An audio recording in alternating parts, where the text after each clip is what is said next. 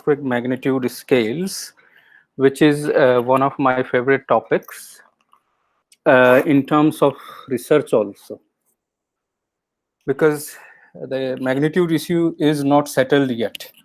So we may feel, some of you already may think that moment magnitude is a final magnitude scale seismologists work, but moment magnitude scale is for core seismologists, those who are working in waveform modeling and source parameter studies.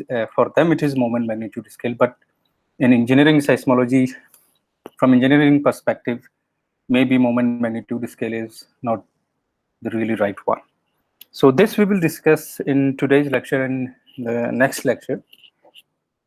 So first, so you will see that we will discuss about that how do we quantify earthquake size, uh, different types of magnitude scales, and which magnitude scale is eventually better, or which magnitude scale is being used. So let me tell you, there are at least 8 to 10 magnitude scales. So there are different magnitude scales about the earthquake, and they are different how they are measured, how they are defined, how their formal definition is. But the most prominent ones, which you might have heard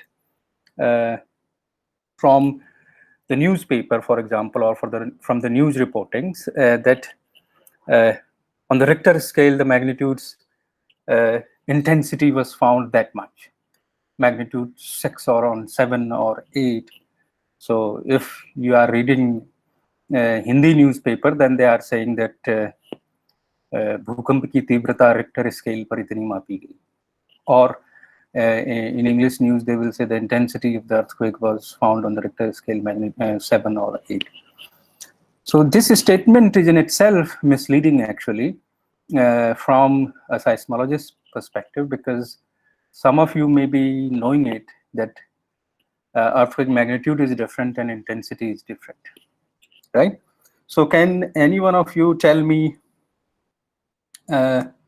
what is the difference between magnitude and intensity? Those who have already a background of seismology or something. Yeah, Brijesh, I think you are switching on your microphone. Yes. Sir, the intensity is थोड़ा जोर से, थोड़ा I can't hear. थोड़ा जोर से. Sir, the intensity is dependent on the effects of earthquake. Yes, and magnitude? Magnitude is only the energy which is releasing from that focal point. Yes, that's good. Very good. So I think when they say in the newspaper, so they also meant like what was the strength of the earthquake. So they, rather than saying strength, they say intensity. So for a seismologist, the magnitude, earthquake magnitude, and earthquake intensity are two completely different things. But the question first comes, why do we need these scales, right? Why do we need a magnitude scale or an intensity scale? Because when there was no instrumentation like 100 years back, when we didn't had seismographs, we didn't had those sensors, people were mostly quantifying the strength or the size of an earthquake, because you need a single number to define that how big an earthquake is. For example, if you want to tell someone that someone's height is 150 centimeters and someone is 170 centimeters, right? So you need some, you need a number there. So there is a scale, meter scale, which we use for measuring height or length, or for example, for measuring weight, right? So in case of earthquakes also, we need a single number which can tell us about like how big an earthquake is. Whether it is smaller or bigger in comparison to a previous one, or that the one which came 2 months back, or 1 year back, or 10 years back. So that we can compare those earthquakes. So in the beginning, when we did not had those measuring instruments, so people were only able to feel the shaking of the ground motion, right? So if there is an earthquake, so people would mostly say that, oh, the shaking was quite strong, or our building, a part of our building collapsed, or our building did not collapse, or some buildings in your locality were completely collapsed or damaged. So that means that earthquake was really damaging earthquake. And in an earthquake, when the damage was not that much that you just felt it, or maybe somewhere some houses were partially damaged, so you would say so that I'm sorry, that this earthquake was not that big or not that damaging. So at that time, like I would say, like before 1930, before 1930, earthquakes were mostly uh, quantified. Their strength was quantified in terms of felt effects, like how people felt the shaking of an earthquake, in terms of whether it was a damaging earthquake or whether they could see that the something was falling down or something like this. So at those times, earthquakes were always quantified. Their strength was always quantified in terms of those effects, like those felt effects, what people felt at that time. So you would see like old papers. At that time, there were not so many papers. Also, the journal publications were not so much. So maybe some in some government documents, some survey reports, like in India when India was a colony of Britain. So at that time, there were many surveys were conducted by British government. So there are many reports of British government that in 1600, 1700, or 1800, there were earthquakes in this part. That much damage was there. A road was completely destroyed, or some houses were completely destroyed. So such survey reports are there. So at that time, earthquakes were quantified like this. However, in Europe, for example, it's a different thing. So in Europe, government was also doing their survey reports, but at those times, those churches were also keeping their records. So historical earthquakes of medieval time, like 1200, 1300, 1400 time, they have documented records of those earthquakes, mostly from churches, right? So in Europe, you can still find some documented proof. When I say documented proof, that means someone has mentioned it somewhere. Someone has tried to document it in any sort of diary or book or anything. So those earthquakes are still, so some documented proofs are available for those earthquakes. So all those were in terms of felt effects. So as we said, so based on focal strength, the amount of energy released, the amount of strength at the source is what we call real earthquake magnitude, that how much its magnitude is. And the second one is on based on effects, felt effects. So that is intensity.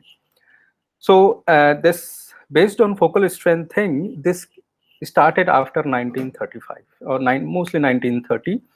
So the first time Benno Gutenberg and one Japanese scientist, his name was Wadati. So I think their work was either in 1933 or 1935, but for sure after 1930. So they started saying about earthquake magnitude in terms of measured ground motion. So as I said, I don't know if I told you in this class or maybe in a previous class, we started measuring earthquakes from the instrument after 1930. So it started, I think first recording in the US or in Japan was instrumented recording was taken somewhere in 1930.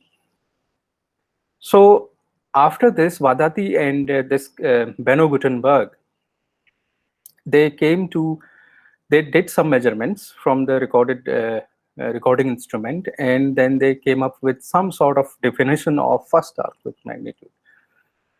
So after this, as I said, before that, all the earthquake magnitudes or earthquake is the parameter or the instrument or the meter, like in terms of height you need meter, in terms of weight you need kilogram. Before that, the parameter which was used to quantify the size or the strength of an earthquake was felt intensity. So first time Benno Gutenberg No, I'm sorry, not Benoit Gutenberg, Richter actually. It was Richter and Wadati. They worked on some earthquakes in Japan and in California, and they found that the peak motion, so they have an earthquake record, whether it is displacement or acceleration or velocity, but I think at that time, suppose they had this displacement, so mostly they were measuring displacements against time. So earthquake wiggle, you have seen that earthquake wiggle is, I will show it later also, but you can imagine that one earthquake wiggle is looking like this. For example, you have, this is against time, right? So this is your sort of earthquake motion.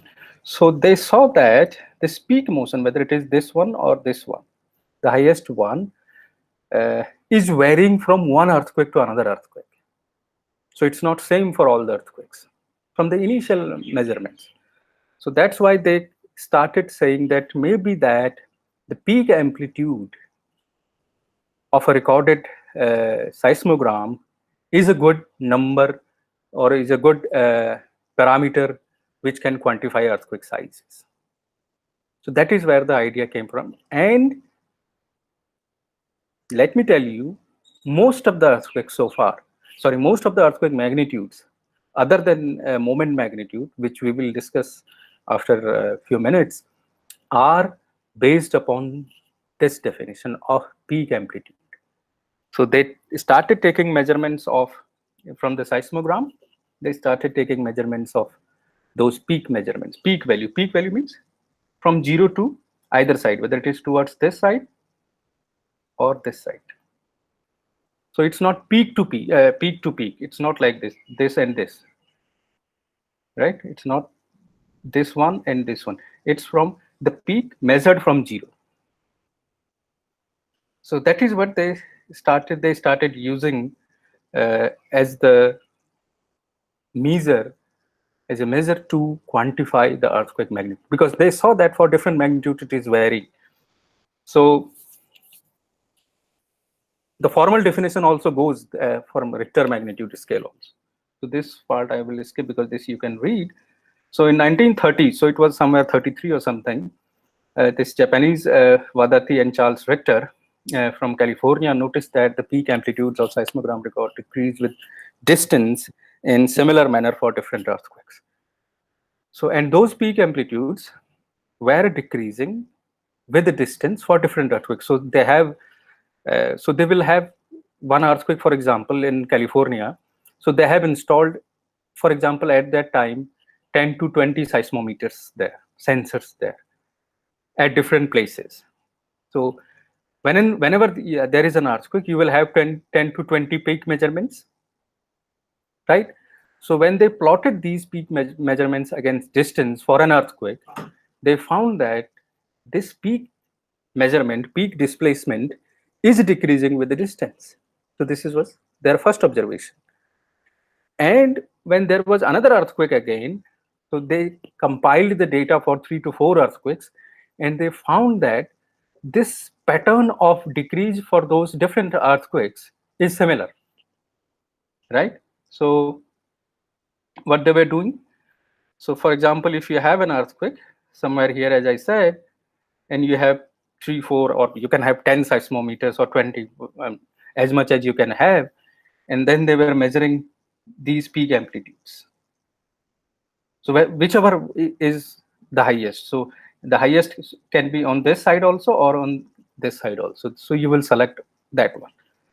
So when Richter plotted this, so you see he has 3 to 4 earthquakes there. One earthquake was this, another earthquake was this, and so different symbols are representing different earthquakes. So triangle is representing a different one, square is representing a different one, circle is representing a different one. So when they plotted these peak amplitudes and took log of that, so keep in mind that they take peak amplitude, and after the measuring the peak amplitude, they take log. There is a benefit of using log. Can anyone tell me what is the benefit of using log? More number of observations can be accumulated. More number, yes, this is one. And second one? we can represent big range in a small range. Yes, actually the point is, if you just take the simple numbers, what will happen that you will see that there is lots of variability, like one value is coming 0.1, another value is coming 100, right? So there is a big range of values. So it becomes very difficult, like which one is, um, like it becomes difficult to define a range actually. So you will see later also that actually Charles Richter was an amateur astronomer. So he was working in astronomy, astrophysics. So in astrophysics, because most of the time your distances are very long distances, large distances you are considering, and most of the time people prefer to take log values. So he saw that his peak values are also varying erratically, like from one value is 0.01, the next is 10. So at least 100 times difference is there. So in order to accommodate this large range into a smaller range, he took log of this, right? So that log, after taking log, those values will come between 0 to 10 or smaller range, whatever it is, in a smaller range. So that's why you see this range is now just between -2 to 2. For example, if you see on this plot here. So this was distance. Otherwise, if you take anti-log of them, one will become 10 to power -2, other will become, if it is a log base 10, other will become 10 to power 2. So that will be a huge range actually to define.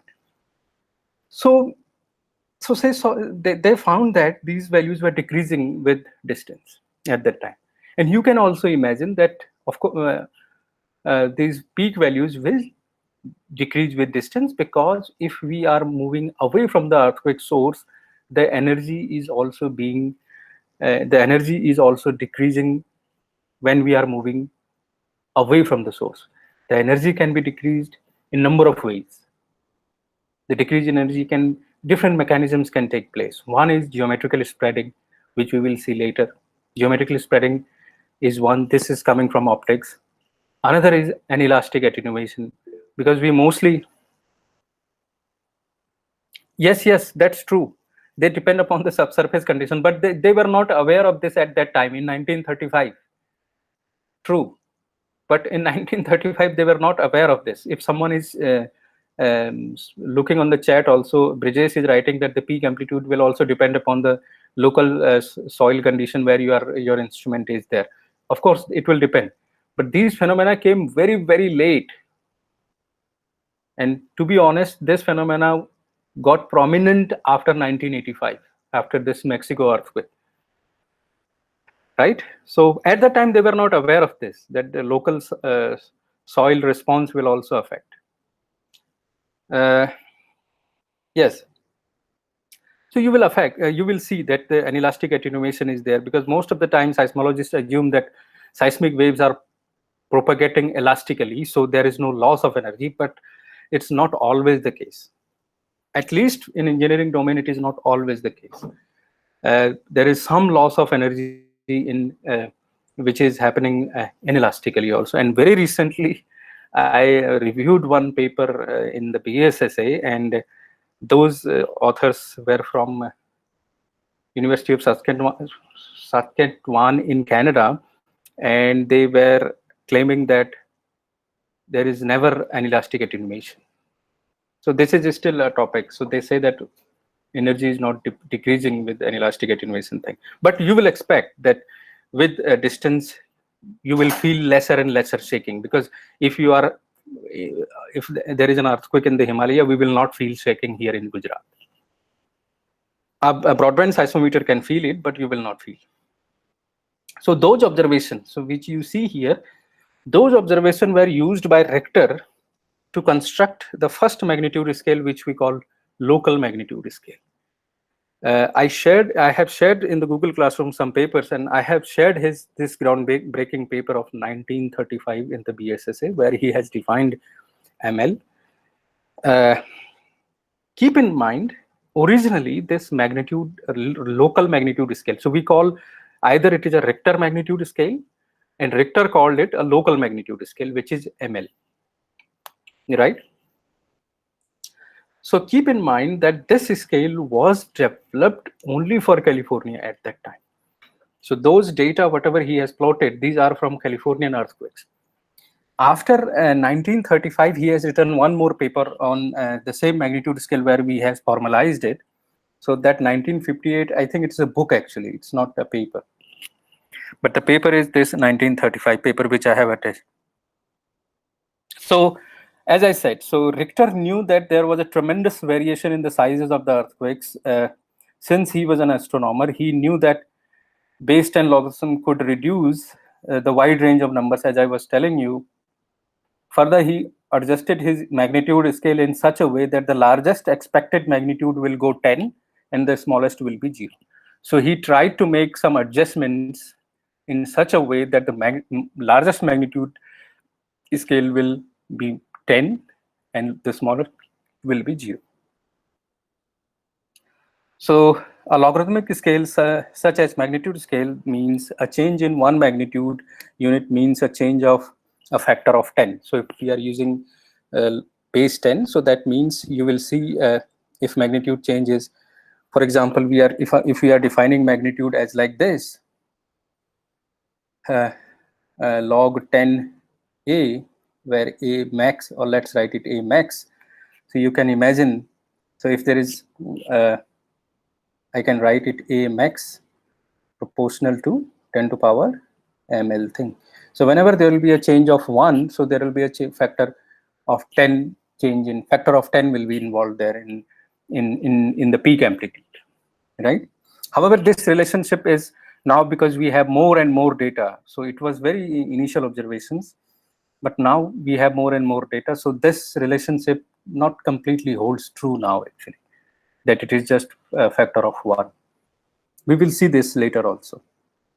So same thing is here. So as I'm writing here that usually you expect a 10 to power m from here, as I showed, a change of 10 to power m, that a max is proportional to 10 to power ml. But usually from the ground motion models, what it comes now, it is around 10 to power m by 2. So this is in the this has come recently as we have more and more data. So people have tried to plot different magnitude peak amplitudes against magnitude, and they found that this relationship is this. So it's an empirical relationship, it's from the observation. So based upon those peak amplitudes and their log, after taking their log, Richter defined his magnitude scale sort of like this, that it will be this is ml log a max base 10. So but the problem is that you saw that your peak amplitude is depending upon the distance. So that means, will there be a different magnitude for different distances whenever for the same earthquake? Right? The question is that if you are sitting at 10 kilometer, your this A max will be different. If you are sitting at 50 kilometer, if you are sitting at 100 to 100 kilometer, your A max will be different. So for the same earthquake, you cannot have 10 different numbers. You would like to have one number, right? So what this guy, Charles Richter, did is that he took a reference of 100 kilometer. I will show it later also, that he took a reference of 100 kilometer. So he defined it a magnitude when you are measuring the A peak at a distance 100 kilometer. That will be the magnitude. So he takes his reference distance as 100 kilometer, right? So he says that whenever you will measure the peak amplitude at 100 kilometer, that amplitude converted by log will be your local magnitude scale. But it will never happen that you will always have measurements at 100 kilometer. You can have measurements at 10 kilometer, you can have measurements at 50 kilometers or 200 kilometer or 500 kilometer. So that means you will have to correct, or you will have to normalize your other measurements at 100 kilometers. So that means you will have to make some corrections in your measurements. If you are measuring it at 50 kilometer, if you are measuring it at 100 kilometer, then you don't have to do any corrections, it's fine. But since you will be measuring it at 10 kilometer at some time, another location will be at 50 kilometer, because your instrument, recording instrument, can be anywhere, right? It can be at 100 kilometers away, it can be 200 kilometers away from the instrument. So for those measurements which are not taken at 100 kilometers, they need to be corrected for that distance effect, so that you can bring them at a distance 100 kilometers. Right? For example, you have one measurement here, which is around 350 or something like this. So you will need to bring those measurements close to here or here, let's call it 100 kilometers. So you will need to correct this effect and bring them here. Then they will represent the magnitude, local magnitude. If your measurement is here, so you need to bring them also here by correcting for this decrease or for this increase. So his reference was 100 kilometers. That whenever you will make a measurement at 100 kilometers, that will be your magnitude. This was not only the thing. There was one more interesting thing, that it was for California earthquakes, that it was defined at 100 kilometers.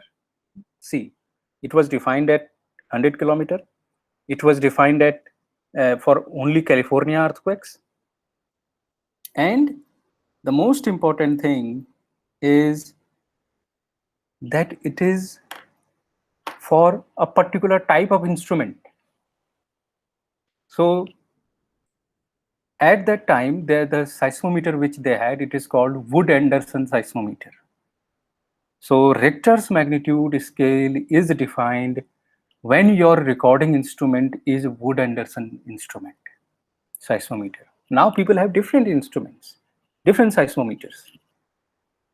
So the issue is that Wood-Anderson seismometer has a frequency response curve like this. So it has a corner at 0.8 second, which means 1.25 hertz. So ML, the local magnitude scale, the Richter magnitude scale, is defined only for Wood-Anderson instrument when your recording is made on Wood-Anderson instrument. So then how people are doing, giving you all the Richter magnitude these days? Because these days no one uses Wood-Anderson seismometer. These days you have different seismometers, mostly broadband seismometer or short period seismometer. So what they do, because this is the transfer function or the frequency response curve, what we call of an instrument. So any instrument, any mechanical oscillator, because your seismometer is also sort of mechanical oscillator, can be represented by a transfer function or a frequency response curve. So they will have a sort of transfer function for this, which will depend upon frequency, of course, which will depend upon the gain, amplitude, and this corner frequency means that all the frequency, so it is acting as a high pass filter also. High pass filter means if those frequencies beyond 1.25 hertz are, because if you can imagine that this is 1, for example. In this case, he has used the gain of 2800. So you can imagine it as 1, all the frequencies, all the signals with the frequencies beyond 1.25 hertz will just pass like this. And you can imagine that all other frequencies which have all other signals or all other waves which will have frequencies less than 1.25, they will be attenuated because of this thing. Because it is not 1. So if I make it 1 everywhere in this entire frequency range, if I make it 1 everywhere, if I make it like this everywhere 1, so your signal will not be affected by anything, because it will be just multiplied by 1 everywhere. Every frequency will be multiplied by 1. But as you just imagine this as a filter, this is really a filter actually.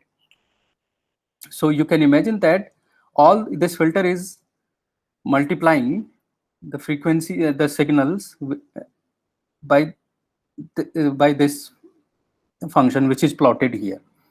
So you can easily see that all the frequencies which are on this side, more than 1.25 hertz, they will be multiplied by 1, and all the frequencies which are on the lower side, lower than 1.25 hertz, they will either be multiplied by 0.7, 0.6, 0.5, 0.1, 0.01, something like this, with decreasing frequency. So that means it is trying to stop the smaller frequencies. It is trying to reduce their amplitude essentially, so that their amplitude is reduced. But those frequencies which are beyond 1.25 hertz, their amplitude is just kept like this because it is 1. Right? So it is a sort of filter also. You can imagine it as a high pass filter. So nowadays what people do, so they have a transfer function, because this is a function which is plotted here. So you can write a function for this, a mathematical function as a function of frequency and the corner frequency here.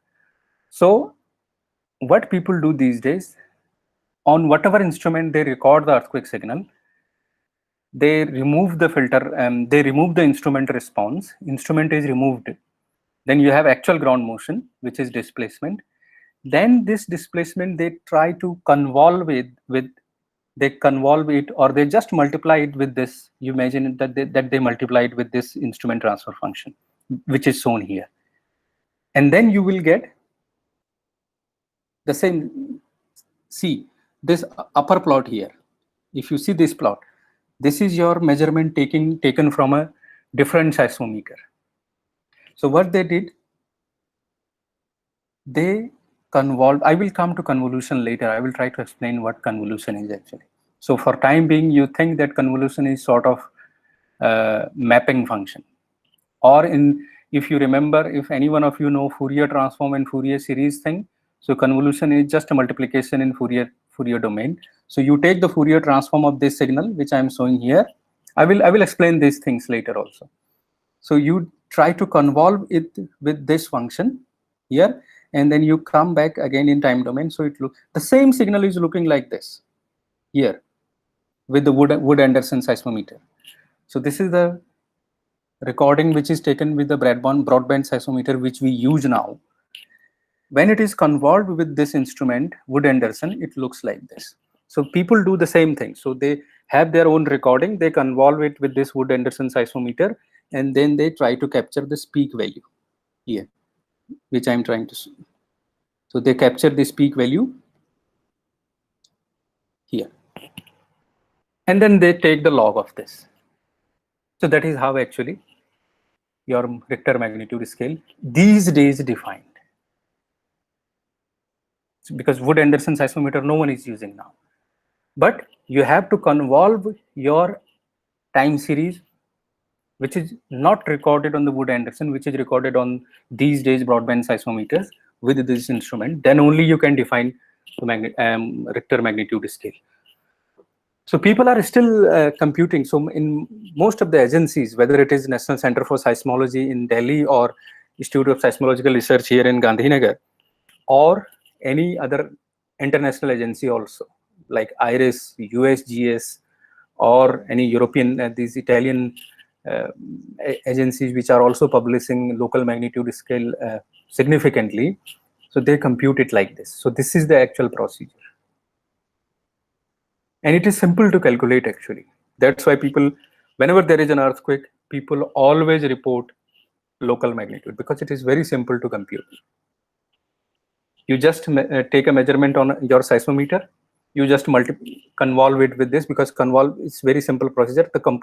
It is 5 to 7 lines Python code or whatever C code or whatever it is, and then just you have to pick the peak and then take the log, and you have to make the distance correction which I was talking.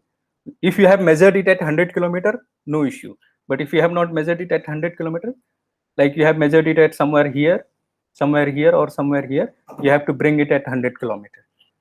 Then this will define the magnitude scale, Richter magnitude scale. We don't keep it. Charles Richter has kept it. So he, at that time, he thought that most of his data is maybe centered around 100 kilometers. Usually we should not keep it at 100 kilometers. we should try to define it as close to the source as we can, because earthquake energy is actually at the source, not at 100 kilometers. So the moment magnitude or these different magnitudes which we define now, they are at the source. They are at distance r equal to 0. But at that time, Richter may not have those many recordings very close to the earthquake.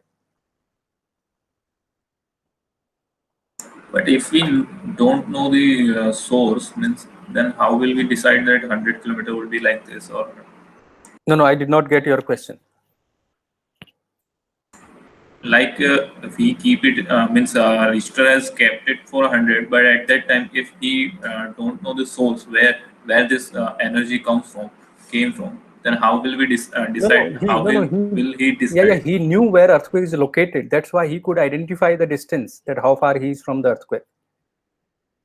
So he knew the distance from the earthquake. So if he knows the distance from the earthquake, so that means he knows where earthquake is located.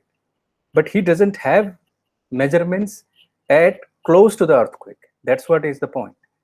So if you don't have measurements quite close to the earthquake, so that's why he took 100 kilometers. But this is a tradition now. So people, in order to define Richter scale, people use a reference of 100 kilometers. Some people, very recently, not very recently, there was a paper, I have attached that paper also. I think it is 1994 paper, Bakun and Joyner, 1987. Yes, not 1994, 1987, Bakun and Joyner. Check there, they have given a reference of 17 kilometers also. Yes, I think 17 kilometers. But the original definition of Richter magnitude was at 100 kilometers. And one more point was that in most of his data, he saw that at 100 kilometers, most of the time, the peak displacement was around 1 millimeter. So this was one reason that this may be one reason that he chose it as 100 kilometers. So the average deflection at 100 kilometers was coming around 1 millimeter.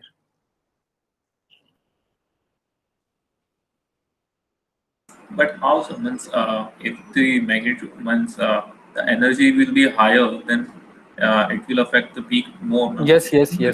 Always True. 1 millimeter. So, but I think that is what he thought, that if it is at, that's what he says. I will write, I will show you here.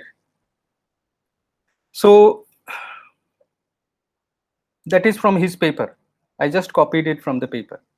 So the magnitude of any shock is taken as the logarithm of the maximum trace amplitude expressed in microns, with which standard short period torsion seismometer with this value which I showed you, this is the gain, h is equal to 0 point, would register that shock at an epicentral distance of 100 kilometers. So he has defined his reference at 100 kilometers.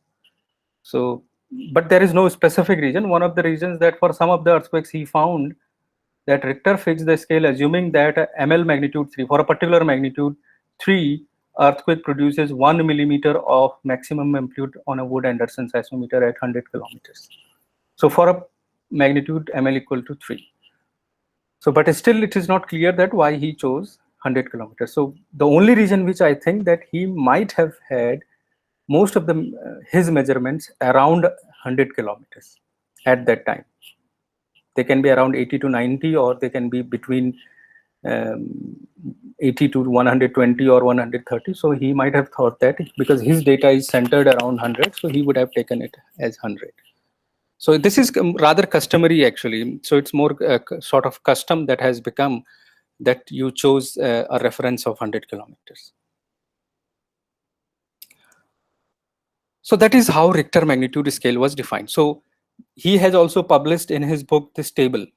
So if your measurement is not at 100 kilometers, so what correction you should do in your peak measurement, which you have done, computed, because at different distances, your peak measurement will be different, but you have to bring it at 100 kilometers. So in order to bring those corrections, those measurements at 100 kilometers, he has suggested that if you measure it at 0 kilometer, you should have a correction of 1.4.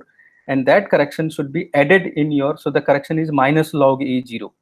So that is essentially it is this. So if you measure peak at any location on your instrument and you have computed A max, then take log of this, it's base 10. Then you have to add in this, you have to add minus log A0.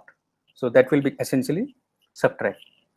So you have to add minus log A0. And he gave the values of log A0 at different distances. And this is published in his book in 1958. He defined the earthquake in 1935, the earthquake magnitude, but those corrections he gave later, because when he realized that all the time people may not have measurements at 100 kilometers or around 100 kilometers, then he published a correction that if you are measuring it at a distance which is not equal to 100 kilometers, you need to apply those corrections in this, and then your earthquake, your measurement will correspond to 100 kilometer, and then you can decide the ML, local magnitude scale. One interesting thing is that many people still use this table for correcting their measurements, for this correction log minus log A0. Keep in mind that this table is only and only for California. So the same table cannot be applied in India if you are going to compute a local magnitude scale in India, because how the peak amplitude decays with the distance may not be the same as in California and in India. So this peak amplitude, as you see here, so the average, so he took average decrease here. So this is average of all. So for each earthquake, you see that peak amplitude is decreasing. So this is for a different earthquake, this is for a different earthquake, this is for a different earthquake. And he computed the average of all. So he saw that this dashed line, that the peak amplitude is decreasing with distance. Now the question is this trend of decrease in peak amplitude same over across the globe? No. People have now recently found that this decrease in peak amplitude varies regionally. It cannot be same as in America, as in Europe, as in India, everywhere same. So we will have a different trend line. So we may have, so what I want to show you, I don't have a white space somewhere here. So the point, what I'm saying is, so suppose this is for California with the distance. It can be for India like this, right? For Europe, it can be like this with distance, if this is distance. And this is peak amplitude.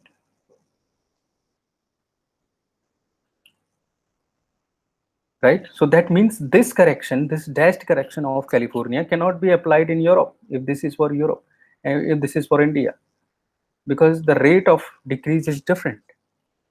And those corrections which he has published here in this thing, they are specifically valid for California. So those cannot be applied in India. So that means in order to define a local magnitude scale, you need to define these log A0 values, the correction terms for different regions. So after that, some changes were made in this by Boer 1989. So this paper also I have added. You can read this. So this log A0 correction, which Boer Richter suggested. So they suggested a relationship that it will depend distance. As we saw, it depends upon the distance, and it may also depend magnitude, because with the magnitude also it can vary. So they defined it for a new relationship for California, and then such correction terms for log A0, they are for different regions. You can see here in this table below here. So these are for Southern California, Central California, Great Basin, Western US, Eastern North America, Greece, Albania, Central Europe, Norway, Tanzania, South Australia. These are all these minus log A0 corrections for different regions. And they are different relationships. You can easily see it's not always same. So this log A0, this correction term is region dependent.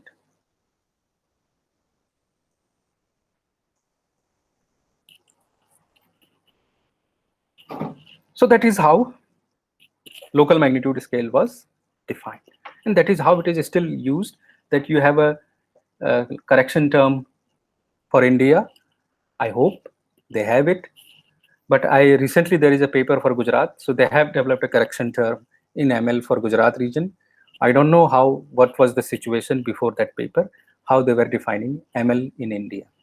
If they were using the Californian correction terms, that means our local magnitude scales are wrong. Other than this local magnitude scale, there were some other magnitude scales as well. Because Richter was mostly observing his events at that time was around 100 kilometers, but later people found that there will be observations around even more than 100 kilometer, like 500, 600 or 1000 kilometer. And most of the times it is important because your earthquakes are in the remote places, like in your oceans or plate boundaries, most of the time in the ocean. Right? And at that time, your measurement stations were on land, which are at least 500 or 300 kilometers away, right? So there were different magnitude scales were proposed.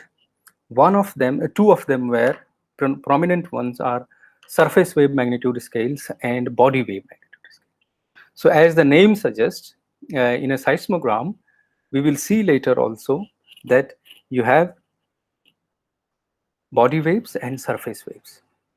Body waves are like the P wave and S wave, the waves which are traveling from within the body of the earth. And surface waves are also nothing but different combinations of P and S wave, but traveling along the surface of the earth. So they don't go in the deeper part, because if they go in the deeper part, they will become body waves. And body wave is nothing but P and S wave. But close to the surface, a different layering of the velocity, different velocity layers are present, and those velocity layers, and sometimes the P and S interaction makes a complicated sort of wave, two types of surface waves. One is Love wave and the other is Rayleigh wave, right? So these are two different kinds of waves. So surface waves are propagating close to the Earth's surface. So maybe 10 kilometer or 15 kilometer depth, or maximum 50 kilometers. So those surface waves come in the later part of the seismogram. Body wave is the first wave which arrives. P wave first arrives, and then S wave arrives at your station. So you have first the body waves, and then you have those surface waves. So as the name suggests, that means the surface wave magnitude is measured on the surface wave part from a seismogram. You see now, all these magnitudes are instrumental magnitudes. Instrumental means now you have instrumented recordings and you are making measurements, and from those measurements you are trying to define your earthquake magnitude. Earlier it was felt effect. So the magnitude which is defined from the body wave part is body wave magnitude and the surface wave magnitude. The definition is more or less same, that you have displacement measurements for example for surface wave, but you choose a wave. In case of a surface wave, you choose a wave in the surface wave part here. For example, if it is a surface wave part here, for example, this is your surface wave, because here you have this P wave arrival, and then this is S wave portion. So after S wave, surface wave will come, right? So you choose a particular sort of wave whose period is around 20 seconds, right? Period means this wave is completing one cycle. That is the period, right? So you choose a wave whose period is around 20 seconds and then catch the maximum of this. It's still peak amplitude based. You are still using the peak amplitudes, but you are choosing the peak amplitudes of special type of waves, a specified wave. In case of ML, it was for any peak amplitude.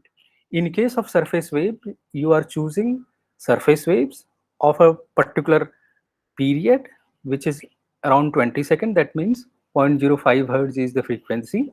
And then you take its peak amplitude, and then you divide it by the period, which is time. So 20 seconds, as I said, 20 seconds. Since and why it is period, they are dividing it, can anyone tell me? Why it is being divided by time? So this is a question, you have to find it in the next class. So that is how surface wave was defined. And again, the distance correction will be there, because you are measuring at different distances. You are not measuring it at one distance, right? So you have to bring it at a reference distance. That reference distance can be 1 kilometer, it can be 10 kilometer. In case of Richter magnitude, he chose the reference at 100 kilometer, that any measurement which is taken at 100 kilometer, because you need to measure it, you need to have one number, you don't need to have 10 numbers for same earthquakes. So that's why if you are making a measurement at 10 kilometer, if you are making a measurement at 100 kilometer, or you are making a measurement at 1000 kilometer, you need to bring them at one distance, at one reference distance. So that means you need to correct them. Similarly, body wave magnitude is measured in the body wave part. There are two variants of body wave magnitude. In the US, which they use is smaller, this thing, m small b, and the one which is used globally is m capital B. So the m small b was used from the first 5 seconds after P wave arrival. So you have a P wave arrival here, as you can see. They decide the first 5 seconds. So if it is 5 seconds, and any wave which is having peak amplitude here, they will use it there as peak amplitude. Here also it is divided by time. So again, it is peak amplitude and then taking log. In MB, it's not like this. In MB, you take entire body wave part in a defined frequency range. And that frequency range is around, I think, 0.03, between 0.03 to 0.3 or 0.5 hertz or something like this. So the period is defined here, you can see. And again, the distance correction is made there. So that is how body wave magnitude is defined. The only point which I'm asking you, why it is divided by time. This you have to find for the next class. Right? So this is MB. Two variants of MB are there. Smaller one, which is from the first 5 seconds. In this case, it's not first 5 seconds, it's the entire body wave part, but in a certain period, that the body wave which is having a period in a defined range. Then comes the seismic moment, the moment magnitude. So then, the three magnitude scales we have discussed: MB, body wave magnitude, and surface wave magnitude. In the next class, then we will take this discussion further, and there will be some interesting questions, which is phenomena like magnitude saturation. So I want you to read this lecture now, complete lecture you can read, and we can have a nice discussion, because I'm going to discuss some very complicated concepts in next class. So many of you may not have had those concepts before. Not many of you, none of you. So they are slightly higher level concepts are there about magnitude saturation. Many of you would know that magnitudes are saturating, like ML is saturating, body wave magnitude is saturating. There is a saturation phenomena in magnitude. Particularly Sajal must be knowing this, but Sajal must not be knowing this, why they saturate. The question is why they saturate. And that question I'm going to ask you in the next class. That why those magnitude scale MB and ML saturate. And MS also saturates. And why moment magnitude does not saturate. This is a very complicated phenomena that is to explain. Some theoretical explanations are there, but I would like to explain it from the source model concept. It is in the book of Stein and Weissenson also. And I have asked questions on this in the exam, and students mostly fail. Fail means they fail to answer this question. So that's why I am leaving it here, so that you read this lecture carefully and you find this figure 4.65 in the Stein and Weissenson book. It is from the Stein and Weissenson book, and try to read it so that we can have a nice discussion in the next class, and you can also understand it. It will be easy for me to have a nice, meaningful discussion. Otherwise, it can bounce. It can easily bounce. This discussion can easily bounce. Unless I discuss the source spectrum. Source spectrum part will come later also. Source model, when we discuss source models. So I will discuss one famous source model. Right? So please see this lecture now complete, and then in next class we will finish it. That is on Monday. So I want you really to read this lecture now and read the book which I am discussing, Stein and Weisseson's book. And if you understand it, and you will really, really find it interesting, because it is very interesting. And I'm telling you, magnitude is not a finished business in research. Magnitude is still an active field of research. People are still working on defining different magnitude scales.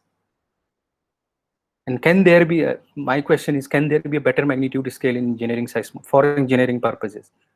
For seismology, moment magnitude is there. But for engineering application, moment magnitude scale is not good. And I will show you why not good. Fine. So see you on Monday then. Thank you. Bye-bye. Sir. Yes, yes. Why do we measure this surface wave after 20 seconds on P wave after 5 seconds particularly? So these were customs at that time. That is how they were defined actually.